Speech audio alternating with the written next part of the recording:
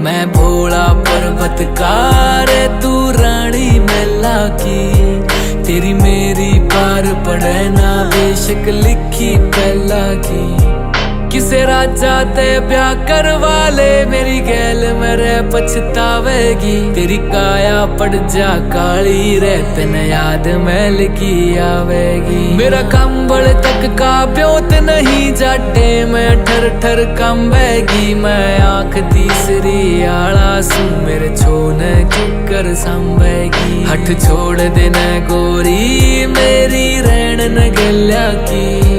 मैं जिंदगी ना दे सकता तन्ने राज्य छल्या की।